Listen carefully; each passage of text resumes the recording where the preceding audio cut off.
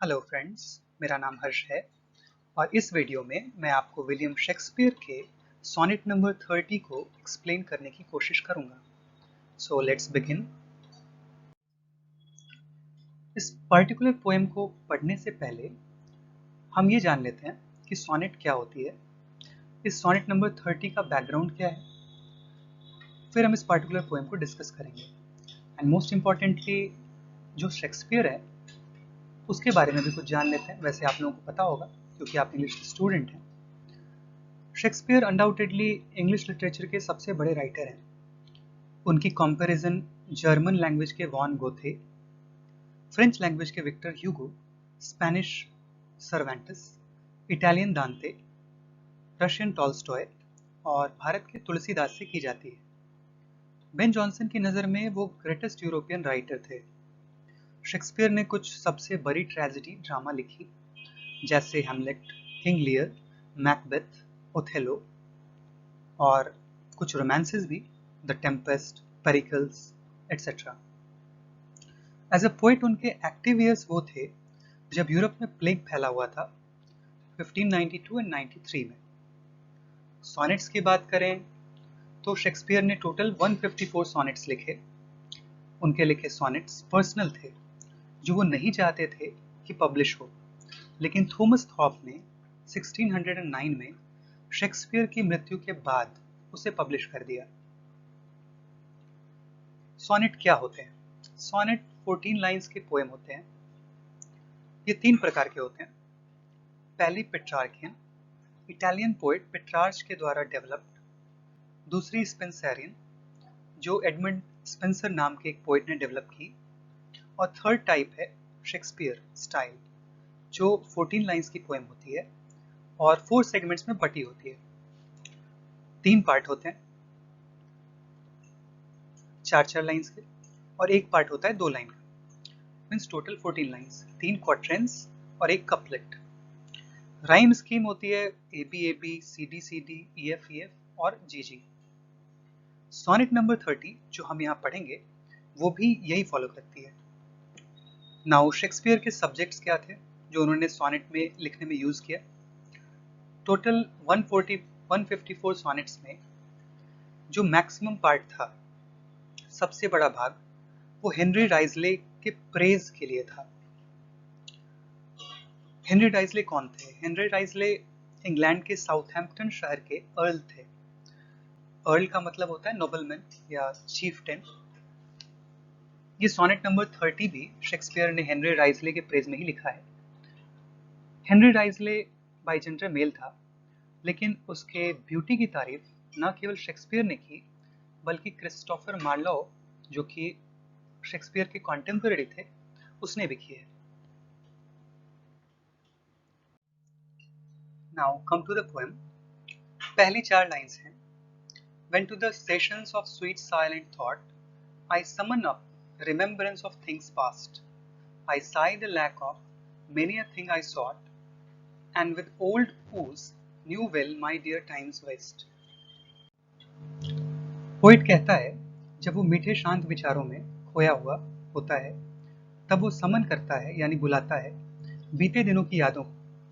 ऐसा करने पर उसे दुख होता है क्योंकि उसके पास कमी है ऐसी बहुत सी चीज़ों की जो उसने कभी पाना चाहा था, और पुराने घावों के साथ यह नया घाव भी जुड़ जाता है जो उसके प्यारे समय को नष्ट कर देता है।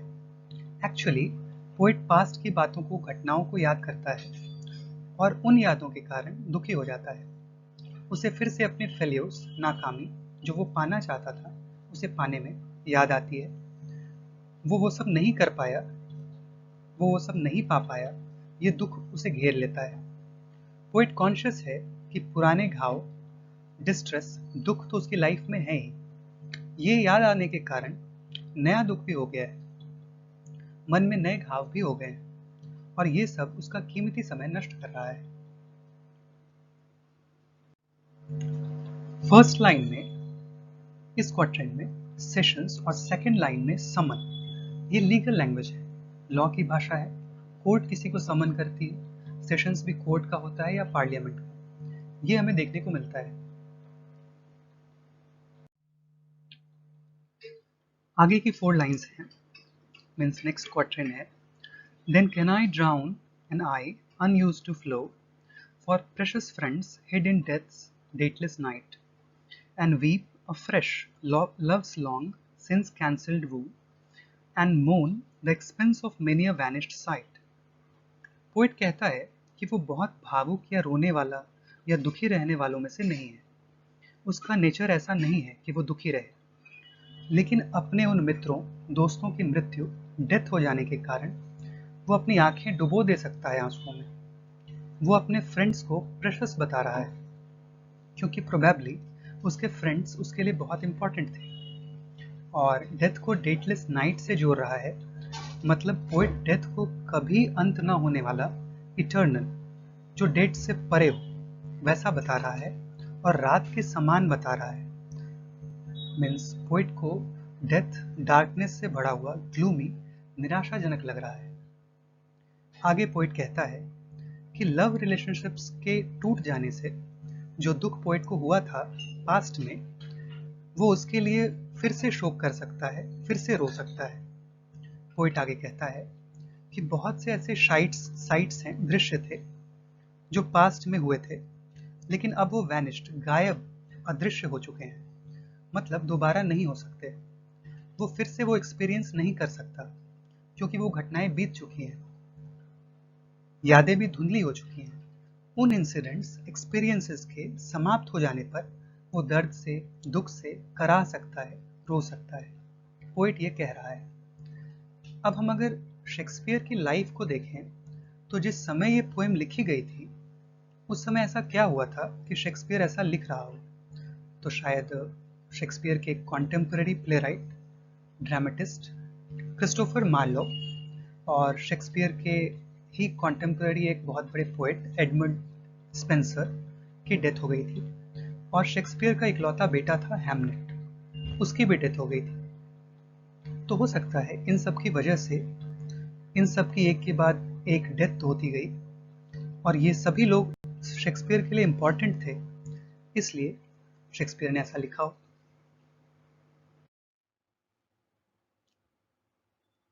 Now let's move to the third क्वार्टरन।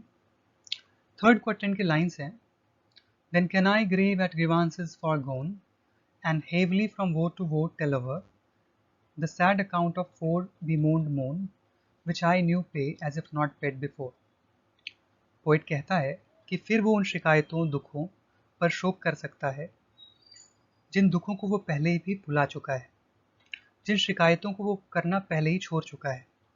Poet कहता है कि वो एक दुख से दूसरे, दूसरे से तीसरे, ऐसे ही दुखों को बार बार याद कर सकता है, बता सकता है। जिन दुखों, कष्टों को वो पहले भी रो चुका है, पहले ही करा चुका है, जिन ट्रबल्स, डिस्ट्रेस को वो पहले ही लैमेंट कर चुका है, उन दुखों को याद करके वो फिर से दुखी हो सकता है, फिर से लैमेंट कर सकता है, फिर से क्राई कर सकता है। और जिन दुखद घटनाओं, ट्रबल्स, डिस्ट्रेसफुल इंसिडेंट्स को वो पहले ही भोग चुका है, झेल चुका है, उनको याद करके वो फिर से ऐसे दुखी होता है, ऐसे लैमेंट करता है कि उसके साथ गलत हुआ, जैसे वो पहले उनको लेके कभी दुखी हुआ ही नहीं। वो फिर से ऐसे रो रहा है जैसे कि उसने पहले कभी उन दुखों को लेके दुख व्यक्त नहीं किया। पोएट यहाँ पे शब्द का उपयोग कर रहा है, which I new pay as if not paid before. जैसे हम कहीं पढ़ते हैं स्कूल में, कॉलेज में, या दुकान से कुछ खरीदते हैं तो हम फीस पे करते हैं, पैसा पे करते हैं। वैसे ही पोएट यहाँ कह रहा है कि उसके साथ जो बुरी घटनाएं हुई उनके बदले दुखी होने को वो फीस या पैसा मान रहा है। तो वो कह रहा है कि वो पहले भी दुखी होकर फीस पे कर चुका है पास्ट में हुई बुरी घटनाओं के बदले, लेकिन वो फिर से ऐसे रो रहा है, ऐसे बिलखता है जैसे उसने फीस पे न किया।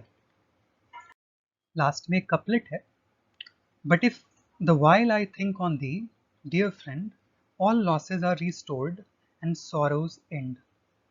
लेकिन तभी उसी दौरान मैं तुम्हारे बारे में सोचता हूँ, तुम्हारी याद आती है मेरे प्यारे मित्र, दोस्त, और सारे जो घाटे, हानि, नुकसान जो मुझे हुए वो सब फिर से मेरे पास आ जाते हैं, कोई कमी नहीं रहती मेरे पास, और दुख, डिस्ट्रेस का अंत हो जाता है। पोएट यहाँ कौन से डियर फ्रेंड की बात कर रहा है? मोस्ट प्रोबेबली हेनरी राइजले है, जो साउथहैम्पटन सिटी का टाउन का अर्ल है और शेक्सपियर को बहुत प्रिय था वो। तो शेक्सपियर उससे बहुत प्रभावित था, स्पेशली उसके फिजिकल फीचर्स का। तो मोस्ट प्रोबेबली शेक्सपियर हेनरी की ही बात कर रहा है। नाउ इन शॉर्ट, कंक्लूसिवली हम कुछ समरी देख लेते हैं। नाउ अगर हम बात करें तो ये शेक्सपियर के का वो सॉनेट है जो उसकी अपनी लाइफ से इंस्पायर्ड है। शेक्सपियर अपने पुराने समय को याद करता है और उसके स्पिरिट स्लो हो जाते हैं। उसको अनुभव होता है कि कितनी ही चीज़ें जो वो पाना चाहता था लेकिन प्राप्त नहीं कर पाया, और कितना समय उसने वेस्ट कर दिया। वो अपने मित्रों के लिए रोता है जो अब मर चुके हैं। वो रोता है अपने एक तरफा प्यार के लिए। उसे दुख होता है कि कई चीज़ें जो उसने अनुभव की, कई दृश्य जो उसने देखे थे, वो अब कभी उन्हें नहीं देख पाएगा। बहुत सारे पास्ट इवेंट्स जो अब दोबारा नहीं हो सकते। फिर वो अपने इन्हीं दुखों को बार बार याद करके दुखी होने की बात करता है। एक ही बात को याद करके बार बार दुखी होता है, लेकिन जैसे ही उसे याद आती है एक यंग मैन की जिसे वो फ्रेंड कह रहा है, हेनरी राइसले, उसकी याद आते ही शेक्सपियर के सारे दुख दूर हो जाते हैं और वो फिर से खुश हो जाता है। नाउ टेक्निकल एनालिसिस कर लेते हैं। ये एक शेक्सपियरियन सोनेट है, 3 क्वार्टरन्स और एक कपलेट की, टोटल 14 लाइन्स हैं। सबसे पहली चीज़ जो आप नोटिस करेंगे वो है legal and financial accounting terms जो इस पोएम में यूज़ की गई है। जैसे समन, सेशन लीगल टर्म है, dateless, cancelled, expense, tell over, account, pay, losses, restored, ये सब अकाउंट्स के टर्म हैं। ये पोएटिक एक्सप्रेशन को रोकते नहीं हैं, बल्कि और सीमलेस बना देते हैं, शार्प बना देते हैं। क्योंकि यहाँ ऐसा लगता है कि पोइट बहुत रैशनल है, वेल ऑर्गेनाइज्ड पर्सन है, जो अपने कैलकुलेटिव और फुल ऑफ रीजंस वाले माइंड होते हुए भी दुखी है। Rhyming scheme A B C D E F G G है। आयम्बिक पेंटामीटर में लिखी गई है ये पोएम। एलिट्रेशन भी हमें यहाँ देखने को मिलता है, जैसे डेथ्स डेटलेस इन लाइन 6 और loves long in line 7। Sibilance भी है, जैसे sessions of sweet silent first line में और समवन इन साइट लाइन 2 और 3 में। एक और इम्पॉर्टेंट टेक्निक इंजैम्बमेंट भी हमें लाइन 1 एंड 2 के बीच में और लाइन 10 एंड 11 के बीच में देखने को मिलती है। सो इस वीडियो को यहीं समाप्त करना होगा। अगर आपको ये वीडियो अच्छा लगा हो तो इस वीडियो को लाइक करें और चैनल को सब्सक्राइब करें। अगर आपकी कोई राय हो, कुछ इम्प्रूवमेंट चाहते हो, तो मुझे कमेंट सेक्शन में बताएं, मैं ज़रूर इम्प्रूव करूँगा। So thank you.